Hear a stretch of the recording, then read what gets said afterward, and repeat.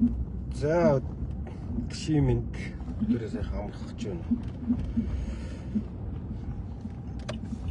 За ингээд өчтөр лайв хийж амжсангүй.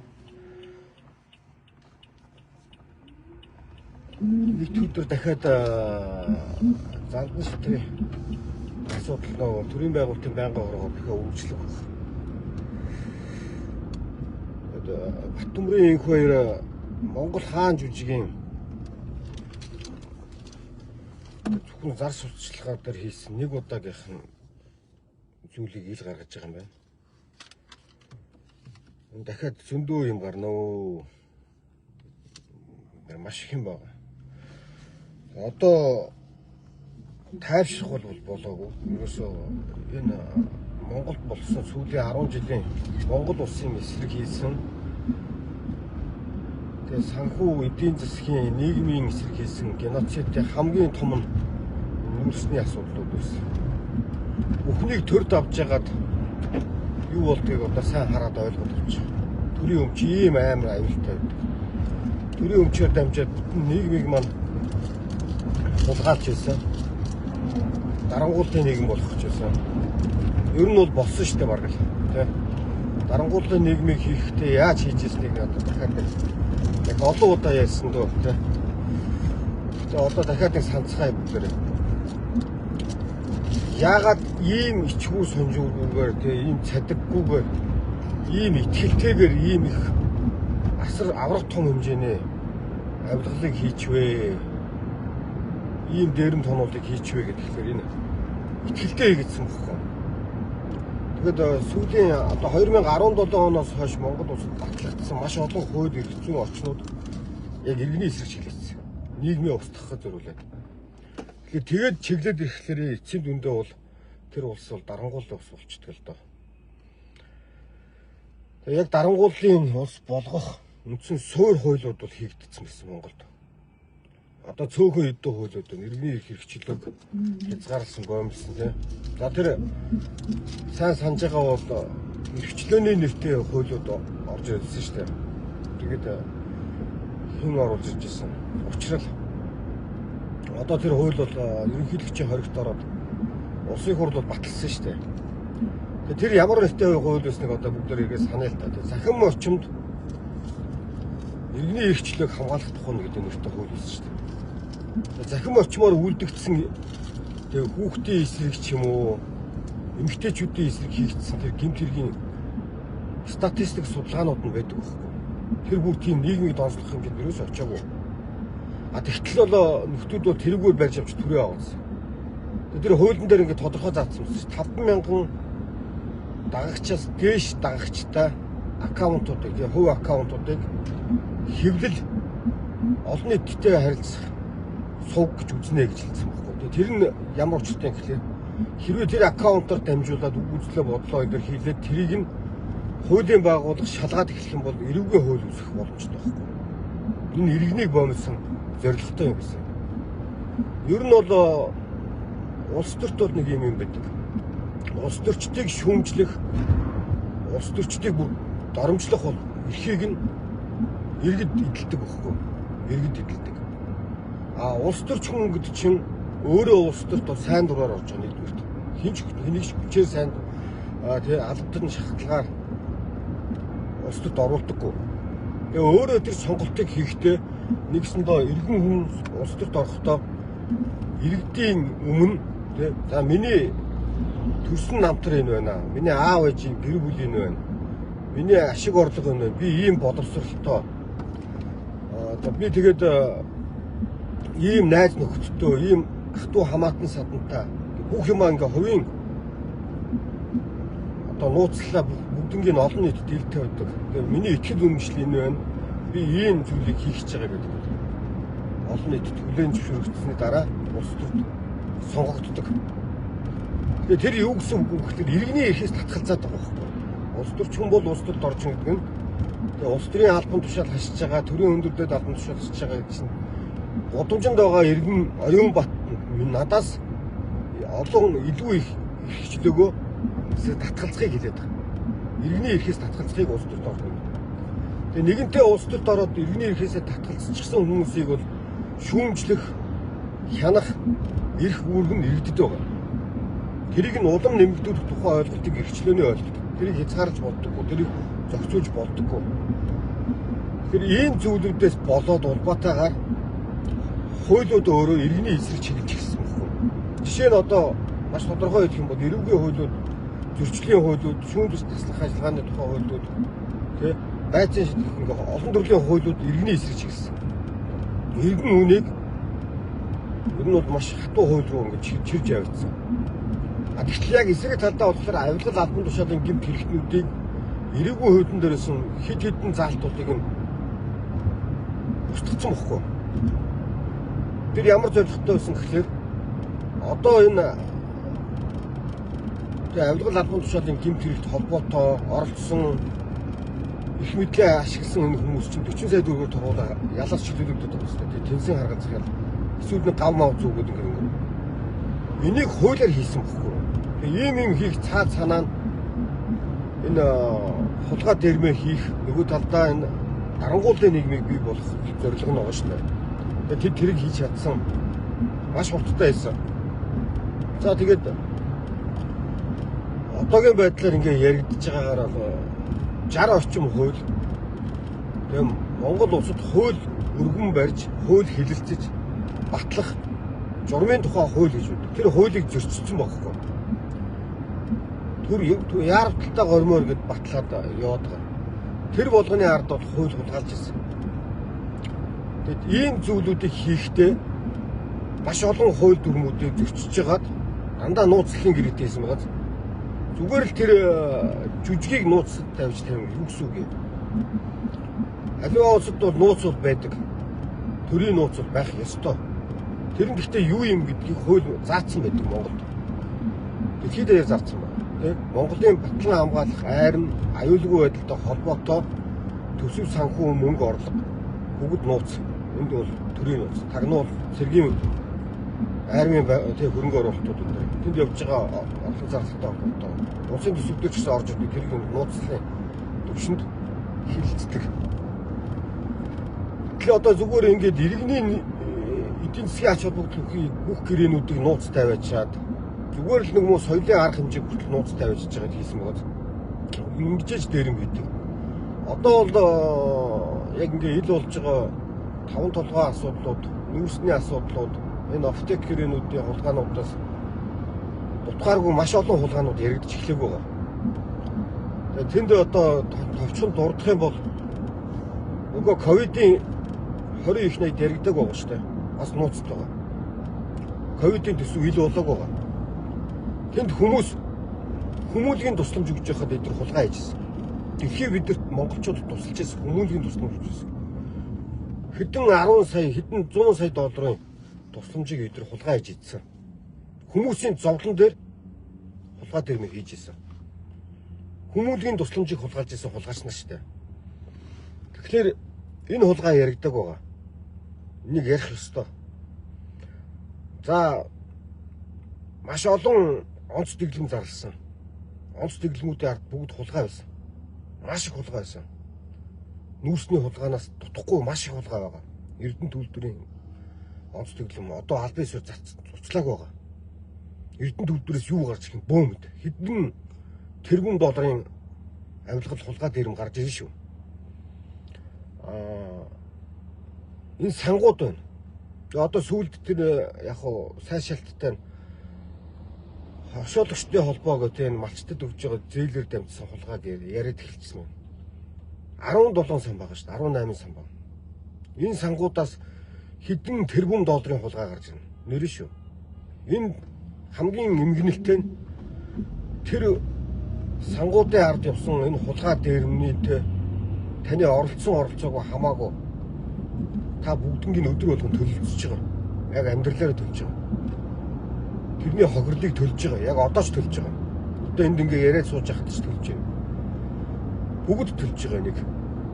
Тэгэхээр улс төр надаас хол байдаг гэдэг хүмүүс тэр өөрийнхөө амьдралыг хулгайд өгөхдөө тэрийг хүлээн зөвшөөрж байгаа гэсэн үг. Надад хамаагүй гэж ярьж байгаа хүмүүс. Намайг тонн дэрэмхийг би хүлээн зөвшөөрөхийг улс төр надад хамаагүй байна гэж ойлгож байгаа. За тэгээд энэ нэг хулгайнаас хамгийн аимшигтай юм нь нийгмийг устгасан. Бид нар нийгмийг устгуулсан. Энийг буцаад засахад дахиад 20 жил хэрэгтэй. Энэ амар эмгэнэлтэй юм болсон. Маш эмгэнэлтэй юм болсон. Асар их хэмжээний халамж, асар их хэмжээний тусламжууд хавтгарж явахдаа энэ Монгол Ардын намын байгуулсан схемийн дагуу явсан байхгүй. Схемчилсэн байдлаар явсан. Жишээ нь одоо хамгийн нэг энгийн схемийн нэг хэлээ л дээ. Хорон орн тэг хэсгийн ахлагч нар гэдэг хүмүүсээр дамжиж байгаа. Хүнсний толон болон хоол хүнс нүүрс. За тэгэл тэр гэрийнхэн дулаалга мулаалга гэж явж байгаа. Энэ бүхнийг нь авахын тулд тэр хүний хэлсэн үг болгонд нь ордог тийм сүрэг хүн бий болгосон шүү дээ.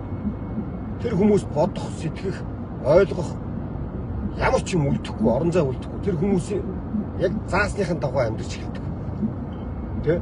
Дарга юу хэлсэн, эзэн юу хэлсэн, маргааш тэр хоолныхоо толооныг хасуулахгүй, дулаалгын тусламжаа хасуулахгүй, нүүрснийхэн тусламжийг хасуулахгүй байхын төлөө тэр хүмүүс амьдарч эхэлдэг. Яг тэрэндээ дасан зогсож амьдарч эхэлдэг. Энэ хүмүүсийг буцаагаад нийгэмд нь өрсөлдөх чадвартай болгоно гэдэг маш хүнд асуудал шүү дээ. Айгүй маш хүнд асуудал. Өнөөдөр монголчуудыг ажил хийх сонирхолгүй, өрсөлдөх чадваргүй болох энэ цаад санаа нь бол дарангуултыг бий болгодог үндсэн аргачлалын нэг нь. Одоо энийг бол бид нар зүгээр л ойлгох ёстой. Хүмүүсийг халамжлах тусам хүмүүсийн өрсөлдөх чадвар нь унж байгаа. Халамж нэмэгдэх тусам тэр улс ядуур нэмэгдэж идэг. Татвар нэмэгдэх тусам хүмүүсийн өрсөлдөх чадвар буудаж идэг. Ямар олон төрлийн татвар нэмэгдсэн, ямар олон төрлийн лиценз, зөвшөөрөл, дүгнэлтүүд гаргахын тулд ямар их мөнгө төлдөг болсон. Энэ асуудлуудыг бид нар засах гэж маш их хугацаа зарцуулна, маш их зовлон туулна. Одоо Монгол Ардын намын өнөөдрийн ингээ асуудлууд ингээл явж байна. Би бол гэхдээ яг шууд хэлэхэд бол Монгол Ардын намынх нь нийлээд учраа олчих. Нэгтчихээсэй гэж бодож байна. Энэ сайн зүйл шүү дээ. Бэрэмж дугасаал тэгдэг. Ардын намын бүх түүхэнд л тийм байсан. Нэгдчихдэг байхгүй. Сенсацлал явцаар байгаас үлдээ нэгддэг. Одоо энэ удаа эдгээр нэгдэх хэрэг дахиад нэгдээсэй. Тэгээд монголчууд нэг талдаа гарах байхгүй. Ойлгоно. Энэ надад сардаа нэг 300 мянган төгрөгийн тусламж өгчөөд надаас 5 сая төгрөг хулгайлаад байгааг нь одоо ойлгож эхлэх байхгүй. Зүгээр л хүмүүст боломжийг олгох юм бол хүмүүс өрсөлдөх чадвар нэмэгдээд идэг. Хүмүүсийн оролцоог хангахын тулд энэ иргэний нийгмийг хөгжүүлдэг. Тэр иргэний нийгэм гэдэг юм чинь арчилсан нийгэм шүү дээ. Арчилсан нийгэм гэдэг юм чинь засаглалын онол нь бүтнээрээ гажиж явж байгаа шүү Монгол улсад. Хараа тус засаглал руу хамгийн сүүлд шүүх рүү ямар аимшигтай дайрлаа те. Шүүхээ хамгаалж үлдчих чадсан шүү дээ. Үндсэн хуулийг хамгаалж үлдчих чадсан. Энэний хүчинд энэ дарангуулыг торомслуулсан. Одоо хэрвээ 2028 он, 2032 онд Монгол Ардын намыг 2 удаа сонгуульд ялагдуулахад энэ нам өөрөө энэ нийгэмд оршин тогтнож чадахгүй. Чадахгүй. Энэ нам өөрсдийнхөө бий болгосон хүн сүрэгтээ өөрсдөө бариулна. Яагаад хүмүүсийг ийм мулгуу болтол нь худал хуурманд автуулж байгаа? Энэ хүмүүс одоо өсөө хонцонгийн өмрөө орох чинь аюул шүү дээ. Үзэн ядалт гэдэг чинь тийм амархан энгийнээр тайлбарладаг зүйл биш. Эргээгээ тэрнийг зогсоох, эргээгээ тэрийг эрүүл сарвал ухаанд авч явах чинь асар их хугацаа зарцуулна. Эргээгээ тэр хүмүүсийг өрсөлдөх чадвартай болгох чинь маш том асуудал, хүнд асуудал. Тэгэхээр одоо хүссэн хүсээгүй бид нар энэ юмны ард орно. Энийг даван туулах ёстой. Гэхдээ эрүүл нийгмийг байгуулахын тулд бид нар эрүүл нийгмээ ярих чадвартай, эрүүл нийгмээ илүү их ойлгох хэрэгтэй. Яг энэ цаг үед. Одоо арчилсан нам дахиад хэлье те би өмнөх 250 дээр хэлсэн. Энэ хуулийн байгууллагыг олон нийтэд нээлттэй ил тод болох, улс төрчдөөс хараа тус болох ажлуудыг одоо эхлүүлээ. Хуулиудын санаачл бодлогын хуулиудыг одоо оруулж ирнэ. Тэгээ Ардын нам хэрүүлээ хийж лээ. Тэр хамаагүй тэр эвлэлд нэгдэж сайн зүйл шүү дээ. Ер нь бол эцсийн эцэд бол дээрэмчдийн нэг л дүрэн байгаа шүү дээ тий. Хэн эзэн байх вэ? Хэн эзнэрээ үлдэх юм бэ? хэн толгойлогч болох юм бэ гэдэг л өрсөлдөө явж байгаа. Тэнд эрүүл бодлогын өрсөлдөөн гэдэг ойлголт байхгүй. Тэндээс гарахгүй. Ардын намд сайн тийм коммунист гэсэн ойлголт байхгүй шүү дээ. Угаасаа дэлхийн ертөнцид тэр нэгдсэн ойлголт байгаад байгаа шүү дээ. Үнэт зүйлгүй байхгүй. Үнэт зүйл байх боломжгүй. Хүн эрх ашигын нэгдэл. Эрх ашигын нэгдэл дээр бол эдгээр одоо ингээд толгойлогч нь тодорхойлол дийлэл хүчтэй нь гараад ирэх юм бол шууд ойлголцсон. Өчтөр тэр сайн анзаарах юм бол амар өсгөлөн 2-3 удаа тэр яг давтаад хэлж ийлээ шүү дээ. Тэр төрийн байгуулалтын байнгын хороод хэд хэдэн гишүүд яг тэрийг л ярьж ийлээ шүү дээ. Санжийн баяр одоо тэгэл зогсоо цаг өвөөгүйгээр тэгэл байгаа шүү дээ. Дээрэмч төвчрөө олчдөг юм аа. Яг тийм юм руу явж байна. Гэхдээ тэр нь сайн зүйл дээ. Тэрнээс айх хэрэггүй айгүй сайн зүйл. Нөгөө талдаа харин Зандан шатар нь Ялсан Баатар болж үлдэх юм бол энэ айгүй хорлонтой. Зандан шатар чинь амар өсгөл нь энэ оюун эрдэнэс юугаараа ялгаатай. Батөмрийн инх хоёр юугаараа ялгаатай. Тэгээ сая 1-р шатны нөхдүүд тулаан боллоо шүү дээ. Одоо дараа наад чи 2-р шат, 3-р шатлынхаа тактикийн тоглолтуудад бэлтгэсэн л байгаа шүү дээ. Ардын нам дандаа тийм бэлтгэлтэй байдаг шүү дээ. Дараагийн хүмүүс нь гарч ирнэ харж байгаараа хумсаа нууцсан бэлэн байж байгаа. Нэг талаас нь хэн гарч ирэх тэр Нямбатар бол гарч ирэхгүй. Алтмаагийн Батуулгада оюун эрдэнэтэй өмнөж хүмүүс зөндөө байгаа.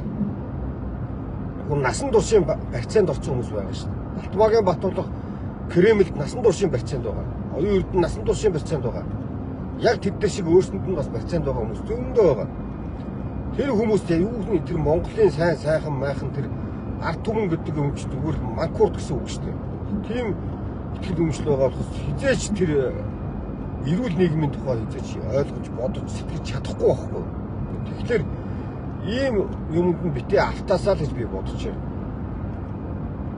Зүгээр Монгол ардын нам бол Монголын эсрэг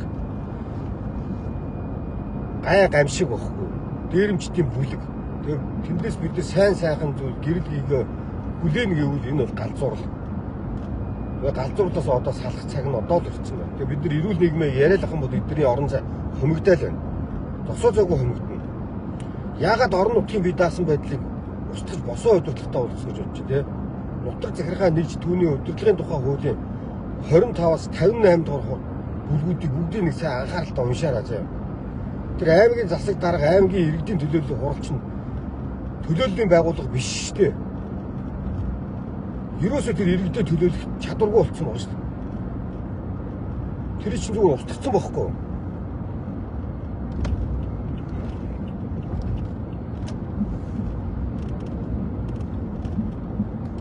Тэгэхээр одоо тийм юм руу бид нар эрүүл юм уу орохын тулд эрүүл нийгмээ өөрсдөө илүү их түгээж дэлгэрүүлж ярьж ойлголцож явах юм бол яг одоо эргэлтийн цаг юм. Яг одоо л эргэлтийн цаг шүү. Бидний ээлжинд бид нар асар хурдтай явж исэн дарангууллыг төр торомжлуулсан. Зогсоогүй байгаа дарангууллын тэр цаад санаа тий. Одоо энэ гарч ирж байгаа авилгал хулгай дээрмийн асуудал бол төр дүнчийг авахлаар юу болдгийг бол ил тодорхойлж гаргаж ирж байгаа. Гэтэ энэ нь бол нэг талдаа сайн зүйлс боловч одоо бид нар эргэлтийн цэгээ зүү гаргаж явж чадахгүй бол энэ буцаагаал намжигдан дарагдана. Тэгэл мартагдана. Тийм болохоор одоо бол бүгдээрээ тэр улс төртөө жоохон идэвхтэй оролцсон. Ойлгохын төлөө хичээ надад хамаагүй гэдэг байдлаар биш. Тэгтээ сонзонгийн сэдвээр өчөө авах хэлбэрээр биш. Эргүүлээр явах хэрэгтэй. Тэгээд ийм зүйлүүдэд бид нар одоо ярих цагнаа. Одоо ярих цаг. Дахиж ийм боломж бидэрт маш ховор болно. Дахиад баг гарахгүй ч гэж магадгүй. Одоо нэг эрүүл тийшээ яваад гэх юм бол энэ эрүүлж байгаа тэгээ процесс дотор энэ ходол хоормод автдаг, хулгай дээрмд автдаг, хувилдааны ондор хорвоо ертөнцийг төсөөлдөг энэ хүмүүсийн амьдрах орон зай хумигдаад байдаг байхгүй. Энэ хамгийн сайн зүйл. Тэгээ цаашлаад энэ улс төр чинь цэвэршин шүү дээ. Улс төр гэдэг чинь тийм бохор муухай бузрын юм биш байхгүй юу? Улс төр чинь сайхан зүйл байхгүй. Цэвэр орчин байхгүй. Зүгээр бид нар нөгөө ийм их хувилдаан дотор ийм их хулгай дээрмийн орчинд байсараад улс төрөөс хүмүүсийг залхаан цэгдүүлэх тийм юм руу оруулаад утаан хэлбэр рүү оруулаад тэнд нь автуулснаас болоод тэгж ойлгоод байгаа. Яг үндэ бол улс төрөд яг иргэндээ зориулдаг юм бол энэ цэвэрхэн зүйл байхгүй. тэр аймгийн засаг даргын биш эрх мэдлүүд нь орон нутгийнхаа иргэдэд зориулагдаад иргэдийн төлөөллийн хурал нь орон нутгад зориулагдаад Монголын 330 сум өөрсдөө өрсөлдөх чадвартай болоод иргэд нь яг тэр төлөөллийн байгууллагаараа дамжаад сургуулийнхаа хүртээмжийг, боловсролынхаа хүртээмжийг, эмнэлгийнхаа хүртээмжийг аюулгүй байдлаар тэнцэнэ өөрсдөө сонгодог, шийддэг, хөрөнгө оруулалтаа удирддаг болох юм бол энэ арчилсан нийгэм хөгжиж улам эрүүл болно. Нэрээ шүү. Орон нутаг ингээ бэхжээд эхлэх юм бол тэр орон нутгийн иргэдийн төлөөллийн хурлыг гэдэг юм чинь өрсөлдөөн үнц нь улам нэмэгдэх тусам хамгийн чухал сонгуул нь болж хөрөх байхгүй. Одоо иргэдийн хурлын сонгуульд хүмүүс ерөөсөө итгэх оролцоо байхгүй болоод байгаа юм. Муудаад байгаа юм. Энд чинь энэс үүдээд байгаа байхгүй. Хамгийн чухал сонгуул шүү дээ. Таны бидний өдөр тутмын амьдралын тийм сайн чанарыг иргэдийн хурл нь шийднэ. Бид нар тийч уулуурхай ажилуулах юм уу, газар тариалангаа дэмжих юм уу, мал аж ахуйгаа яаж хөгжүүлэх юм, аялал жуулчлалаа яаж дэмжих юм, татвараа яаж авах юм, орон нутгатаа шийднэ. Сургуулийн захирал маань хэн болох юм, өөртөө сонгоно. Тэр цагдаагийн газрын орон нутгийн цагдаагийн удирдлага нь орон нутгийнхаа иргэдээс сонгогдож гарч иж тэр иргэдийнхээ аюулгүй байдлын тухай ярина. Өнөөдөр болохоор чинь хараач цагдаагийн ерөнхий газар чинь босоо удирдлагатай, прокурорын байгууллага босоо удирдлагатай. Энэ босоо удирдлагаар томилогдож гарч ирсэн хүмүүс өөрийнхөө албан тушаалыг хамгаалахын төлөө хизээж иргэний төлөө ажилдаггүй, ажиллахгүй боломжгүй. Иргэдээсээ сонгогдоод ирэх юм бол манай сургуулийн багш ийм цалинтай байх ёстой. Манад сургуулийн боловсролын чадвар улсын хэмжээний одоо тэр хэдэн мянган сургуулиуд энэ төвшөнд нь байна. Манай эмнэлэг дээр эрүүл мэндийн ийм асуудлыг шийдэж чадна. Бид нар одоо энэ төвшөнд байна. Эмчийнхэн цалинг ийм болгоё. Цагдаагийнхэн цалинг ийм болгоё. Цагдаагийнхаа аюулгүй байдлыг ингэж хамгаалъя. Нөгөө цагдаатай хайртай болно шүү дээ. Өөртөө сонгож харгаж ирсэн чи одоо цагдаа нар үзий ядаад байгаа үстэй. Цагдаа иргэд хоёрын хооронд асар том зааг үүсэл байгаа зү. Нэмэгдэл байгаа зү. Тэгтэл яг эцсийн дүндээ ингээд нийгэмдээ итгэх итгэлээ алдаад байгаа хөө. Энэ амар зүйл шүү. Хүмүүс нийгэмдээ итгэх итгэлээ алдна гэдэг амар зүйл. Маш аюултай зүйл. Жинхнээсээ нөгөө цус уусгасан аллаг хэдлэг руу оруулдаг юм чинь энэ шүү дээ. Тэгэхээр иргэний эрх чөлөөг хангадаг, хамгаалдаг, оролцоог нэмэгдүүлдэг, орон нутгийн бие даасан байдлыг нэмэгдүүлдэг. Энэ ардчилсан нийгмийг зөв хөгжүүлээд эхлэх юм бол тэр нийгэмд авилгал, хулгай дээрм, албан тушаалын гэмт хэрэг хумигдаад байдаг. Иргэний эсрэг үйлдэгдэж байгаа бүх гэмт хэрэгтүүд хумигдаад байдаг. Зохион байгуулалтын гэмт хэрэгний орон зай устдаад байдаг. Тэнд тийм орон зай байх боломжгүй болдог байхгүй. Ардчилсан нийгэм гэдэг чинь ийм нийгмийн тухай ойлголтоо. Түүнээс дарга зориулсан нийгэм биш. Иргэнд зориулсан нийгэм. Нээлттэй нийгэм гэдэг чинь энийг хэлээд байгаа юм. Иргэд өдөр тутмынхаа амьдралд бол анхаарал тавьж чадна. Сумынхаа засаг дарга дээр анхаарал тавьж чадна. Ямар сургууль барих гэжсэн чи бидний хуурж байгаа ийм сургууль барьчлаа. Чи эндээс хулгай дээр юм хийсэн байна гэдгийг тэр сумын засаг дарга юм уу иргэдийн хурлаа хянж чадна. Чи энэ уул уурхатай нийлж тэгээд тийчээ ингээд хулгай дээр юм хийгээд байна гэдгийг тэд нар хинж тэнцэнэ хянж чадна. Засгийн газрыг хянах боломж улам алсардаг, улам холддог. Засгийн газар бодлого боловсруулдаг. Монгол улс нэгдмэл улс учраас нэгдмэл бодлогоо боловсруулна. Уул уурхай хууль нэгдмэл бодлогын хүрээнд яг шийдэгдэнэ. Эрүүл мэндийн бодлого стандартууд нэгдмэл байдлаар шийдэгдэнэ. Түүнээс цалин хангамжийн боловсролын яамн дээр юм уу, эрүүл мэндийн яамн дээр шийдэхийг энэ нэгдмэл бодлого гэж нэрлэдэггүй. Энэ биш. Энэ нэгдмэл бодлого энэ хараа эрх мэдэл зориулаагүй, иргэний нийгэм зориулсан, иргэний оролцоог хангасан, орон нутгийн бие даасан байдлын талаар ойлгохгүй байгаа бол энийг чинь судалчихсан эрдэмтэн Монголд байгаа шүү дээ. Батүшаах надтай ингээ ярьцлаа. Манай арчлалын анхдагч тий агуу мундаг хүн байж шүү дээ тэнд. Манай Чинбатах байж шүү дээ. Иргэний нийгмийн талаар энэ хүн чинь мастер хамгаалсан шүү дээ. Иргэний боловсрол гэдэг юу гэдгийг тэр хүн утгаар нь хүн гүнзгийгээр мэдчихэж байгаа шүү дээ. Сэтгүүл зүй гэдэг чинь иргэний нийгэм биш шүү дээ. Тэн дотор байдаг зүгээр л хийдсэн шүү дээ. Тэгээ ийм юмнуудыг хөгжүүлээд энэний бодлогыг боловсруулад эхлэе гэдээ одоо ойлгохгүй гол билээхэн тийм тий хэл боловсруулалтын маш өнөргөн мэдлэгтэй хүмүүс байна. Энэ талаар хийгдэжсэн маш олон ажлуудыг бүгдийг нь устгасан боловч энийг одоо буцаас сэргиэх боломж байгаа. Бид нар энэ зам руу явахгүй бол Монголд хизээч тэр эрүүл нийгэм тогтохгүй. Дахиад хулгай ярина. Дахиад дээрэм ярина. Дахиад хэн нэгэн дарга таны амьдралыг шийддэг мэтлэр ойлгоод явна. Үгүй та амьдралаа өөрөө шийднэ. Танд харин гайл болохгүй байх ёстой. Эрхчлөө гэж энийг хэлдэг баг. Хүн өөрийнхөө амьдралын чанарыг сайжруулах тухай энийг чи эрхчлөө гэдэг. Хүн өөрийнхөө үр хүүхдийг ямар хөрөнгө оруулалт хийж, ямар эрүүл хүн болгож, тэгээ ямар чадвартай, өрсөлдөх чадвартай хүн болох тухай өөрсдөө шийдэхийг энийг эрхчлөө гэж нэрлэж байгаа. Эрхчлөөний хүн бол хизээч бусдын эсрэг ямар нэгэн алхам хийхгүй. Хизээч хүчирхийл, хизээч авилгал хулгай дээрэнтэй орооцохдохгүй. Тэгэхээр одоо энэ ачсан намынхан маань за мэдээж одоо төсөв ороод ирсэн. За тэгээд энэ төрийн байгуулалтын байнгын хороонд явагдаж байгаа асуудлууд, за энэ амар эсрэлэнгийн асуудлуудыг шийдэл бол олон зүйл цаг хугацаа орох байх.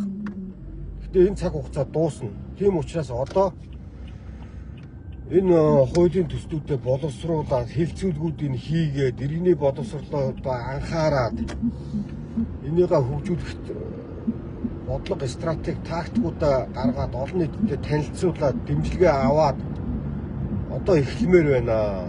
Энэ хуулийн хэлэлцүүлүүдийг одоо яаралтай эхлүүлмээр байна. Энийг одоо ойлгуулах хэрэгтэй. Энэ хуулийн хэлэлцүүлгүүдэд ойлгуулаад яваад ах юм бол энэ хүмүүс иргэний нийгмийг ойлгоод эхлээд энэ хүмүүс эрхчлөөг ойлгоод ухамсарлаад эхлэх юм бол ардын намыг хизээч сонгохгүй. Малчин хүн бол хизээч ардын намыг сонгохгүй. Тариаланчин хүн хизээч ардын намыг сонгохгүй. Тэ? Хуваараа бизнес эрхэлж байгаа хүмүүс хизээч ардын намыг сонгохгүй байхгүй. Энэ хүмүүс чинь бодит дэмжлэг нь ачсан намыг дэмжиж эхэлнэ. Яа юугаараа ялгаатайг нь ойлгохгүй байгаа учраас хууртаад байгаа. Бодлогоо яриад эхлэх юм бол энэ монголчууд ойлгоно, ухаантай. Тэгтэл нь одоо энэ 32% байсан шүү дээ, тий? 32% гэдэг чинь нөгөө одоо улс төрийнхний хэллэгээр бол нөгөө хар мас гэж нэрлэдэг байгаа. Хар мас 32%. Европод хар масыг 3.5%-аас дээш гаргахлаар аюул гэж үздэг. 7% мөрдөг маш том аюул гэж хардаг. Америк нэгдсэн улсад одоо 7.5%-тэй гэдэг судалгаа байдаг. Монголд 32%-тай 34%-тэй байсан шүү дээ. Энэ одоо иргэний боловсролыг хөгжүүлээд энэ хууль эрх зүйн шимтгэлийнхаа асуудлуудыг бодлогоо танилцуулаад ирэх юм бол энэ 32% чинь буурна. Тэгвэл 32% чинь цаана ямар хүмүүс сонголт хийгээд байна гэдгийг хизээж битгий март энэ эрүүл хүмүүс зөндөө байна Монголд. Тэр хүмүүс чинь энэ нийгмийг эрүүл болгохыг хүсээд байна шүү дээ. Яагаад 24 оны сонгуул дээр ачсан нам 42 хурлын гишүүний сан өгчөөд яагаад орон нутгийн сонгуульд нөгөө санал нь унтсан гэж бодож байна. Ачсан нам хамтарсан засагт орсноос болсон бохоггүй. Хуультай хийгээд эхлэнгүүд нь хүмүүс дургуутсан бохоггүй. Одоо бодлогоо яриад ялгаагаа таниулаад эхлэх юм бол шууд энэ иргэд чинь тийм юм хүсээд байна. Монголчууд яг тийм юм хүсэж байна. Энэ хэрүүл гурвал хулгай дээрмээс идэс галахсан байна монголчууд. Хизээ бид нар эрүүл юм ярьдаг болох юм бэ гэж маш их хүмүүс хүсэж байна. Тэгээ одоо энэ ажлаа хийж эхлэе. Одоо цагаан шүү. Одоо ерөөс цаг алдчих болохгүй. За тэгээд эрүүл нийгмээ бүгдээрээ ойлгохын төлөө хичээе. Тэ. Маргааш дахиж ийм их том асуудалд орохгүй тулд өнөөдөр л бид нөө энийг ярих цаг нь. За тэгээд ширээ хийгээрээ. Миний тайваг ер нь бол тэтгэл тэрнгүү нөгөө нэг цөөхөн үзтрэлтэй. Гэхдээ тэр бол цөөддөг юм байлаа гэдэг би бас айгүй ойлгосон. юм болохоор лайв хийгээд цөөдөхгүй. За тэгээд өнөөдрийнхөө лайвыг өндөрлөе. За баяртай. Дараа уулзлаа баяртай. Бүгд нь сайхан амархыг хүсье. Та сайхан амарч байгаарай.